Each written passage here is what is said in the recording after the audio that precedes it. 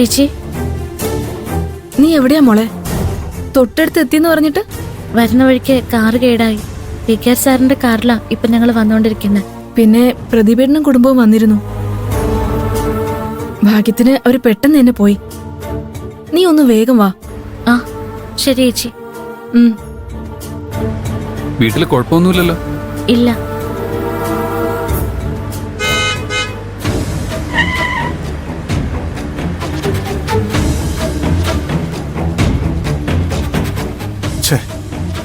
ഇതാരാ വണ്ടി ഇങ്ങനെ നിർത്തിയിട്ടിട്ട് പോയത്? ഇതല്ലാതെ വേറെ വഴിയില്ലേ? ഇല്ല സർ.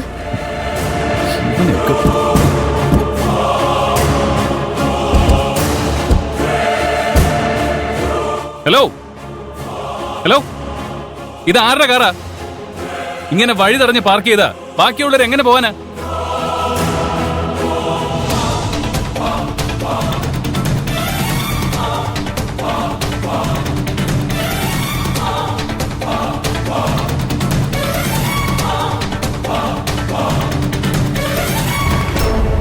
വണ്ടിയിലോ ഇവിടെ അടുത്തൊന്നും ആരുമില്ല.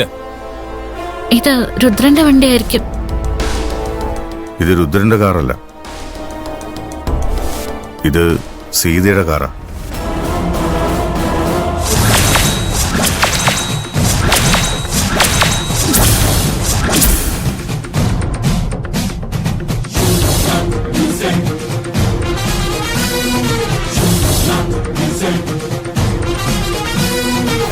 സീതേ, നീ എന്താ ഇവിടെ ചെയ്യുന്നു? മീറ്റിംഗിന് പോവാണെന്ന് പറഞ്ഞിട്ട് നിങ്ങൾ ഇവിടെ എന്താ ചെയ്യുന്നേ?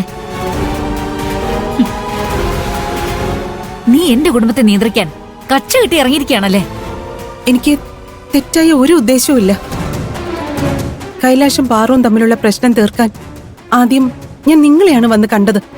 പക്ഷേ നിങ്ങൾ ആ വിഷയത്തിൽ ഒന്നും ചെയ്യില്ലെന്ന് തീർത്ത് പറഞ്ഞതുകൊണ്ടാ ഞങ്ങൾക്ക് ഇവിടം വരെ വരേണ്ടി വന്നത്. കൈലാഷും പാറുവും തമ്മിലുള്ള കല്യാണം നടക്കരുത്. എന്താ നടന്നാല്?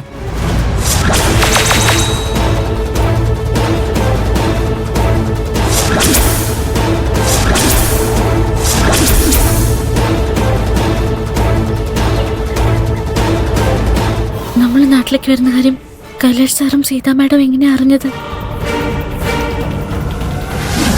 ഞങ്ങൾ രാവിലെ തന്നെ ഇവിടുന്ന് ഇറങ്ങും. ഞങ്ങൾ സ്ഥലത്ത് എത്താറാകുമ്പോൾ ലൊക്കേഷൻ അയച്ചു തരാം. അങ്ങോട്ട് എത്തിയാൽ മതി. ഓക്കെ, നാളെ കാണാം.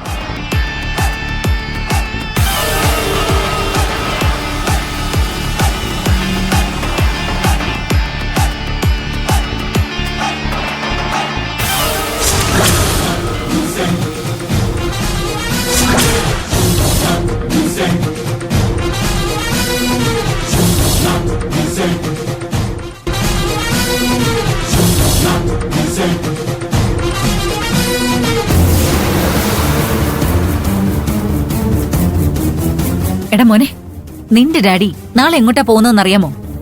ഏതെങ്കിലും ക്ലയന്റിനെ കാണാനായിരിക്കും. അല്ല, ആ ഭൂമികയുടെ കൂടെ പാർവതിയുടെ അച്ഛനെയും അമ്മയും കാണാനാ പോകുന്നത്.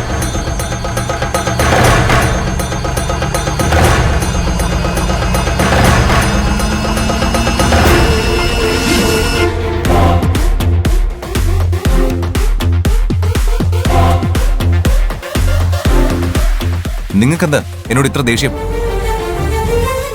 എന്നെ ഇങ്ങനെ ദ്രോഹിക്കാൻ മാത്രം ഞാൻ എന്ത് തെറ്റാ നിങ്ങളോട് ചെയ്ത്?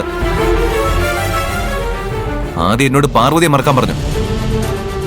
ഞാൻ അതിന് സമ്മതിക്കുന്നില്ല എന്ന് കണ്ടപ്പോ ഡാഡിയെയും മമ്മിയും ഓരോന്ന് പറഞ്ഞ് തെറ്റിദ്ധരിപ്പിക്കാൻ ശ്രമിച്ചു. എന്നിട്ടും മതിയാവത്തോണ്ടായിരിക്കും പാർവതിയെ കൂട്ടിക്കൊണ്ട് അവളുടെ അച്ഛനെ കണ്ട് ഞങ്ങളുടെ കല്യാണം മുടക്കാൻ ശ്രമിക്കുന്നത്. ഇങ്ങനെയൊക്കെ ചെയ്യാൻ നിങ്ങൾക്ക് നാണമില്ലേ? നീ വിചാരിക്കുന്ന പോലെ ആരും ആരെയും തെറ്റിദ്ധരിപ്പിച്ചിട്ടില്ല. പാർവതി ചെറിയ കുട്ടിയൊന്നുമല്ല. സത്യം മുന്നിലുണ്ടായിട്ടും അത് അംഗീകരിക്കാൻ തയ്യാറാകാത്തത് നീ മാത്രമാണ്. ഞങ്ങളുടെ മുന്നിൽ വേറെ വഴിയില്ലാത്തതുകൊണ്ട് മാത്രമാണ് ഞങ്ങൾ പാർവതിയുടെ അച്ഛനെ കാണാൻ വന്നത്.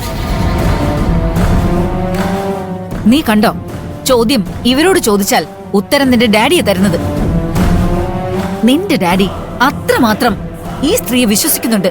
സീതേ, നീ ഒന്നിനും ഇത് ഒന്നായി തെറ്റുകൾ ചെയ്യുക. ഇനിയെങ്കിലും നിർത്തിക്കോ. ഈ ഉപദേശമൊക്കെ ഡാഡിക്ക് ഇവർക്ക് കൊടുത്തൂടെ?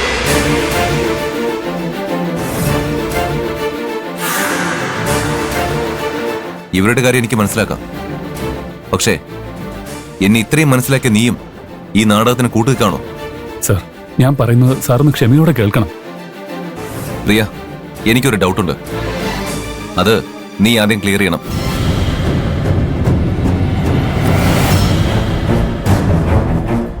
നിന്നെ എല്ലാവരും കൂടി എന്തിനാ ഇങ്ങോട്ട് കൂട്ടിക്കൊണ്ട് വന്നിരിക്കുന്നെന്ന് നിനക്കറിയാവോ? അതറിയാമായിരുന്നെങ്കിൽ നീ ഒരിക്കലും ഇങ്ങോട്ട് വരില്ലായിരുന്നു. നിന്നോട് ഈ സ്ത്രീ എന്തെങ്കിലും നുണ പറഞ്ഞു കാണും. എന്തിനാ കൈലാഷ് ഇങ്ങനെയൊക്കെ സംസാരിക്കുന്നത്? പാർവതി എന്റെ സ്നേഹം എന്തുകൊണ്ടാണ് സ്വീകരിക്കാത്തെന്ന് ഞാൻ പലപ്പോഴും ചിന്തിച്ചിട്ടുണ്ട്. ഇപ്പോഴാ നിങ്ങൾ അവളെ തെറ്റിദ്ധരിപ്പിച്ചുകൊണ്ടാണ് അവൾ അങ്ങനെ ചിന്തിച്ചതെന്ന് എനിക്ക് മനസ്സിലാവുന്നത്.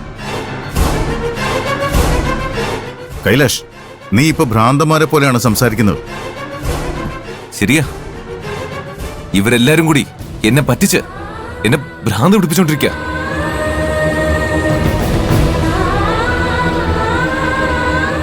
ഡാഡി ഇവരുടെ കൂടെ കൂടിയെന്ന് കേട്ടതിന് ശേഷം ഈ നിമിഷം വരെ ഞാൻ ഒരു കാര്യം മാത്രമേ ചിന്തിച്ചുള്ളൂ.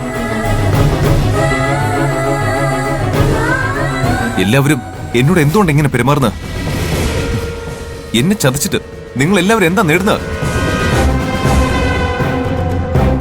സർ, ഭൂമിക മാഡം ഒരു തെറ്റും ചെയ്തിട്ടില്ല.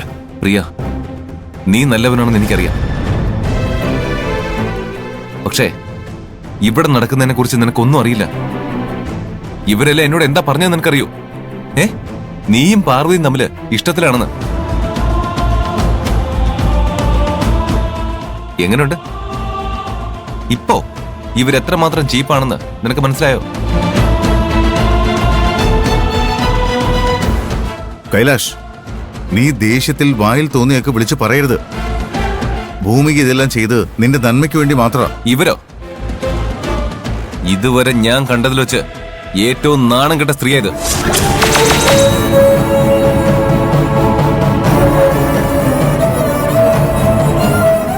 നിങ്ങളെയാണല്ലോ ഞാൻ എന്റെ മമ്മിയുടെ സ്ഥാനത്ത് കണ്ടേന്ന് ഓർക്കുമ്പോ എനിക്ക് അറപ്പ് തോന്നുക.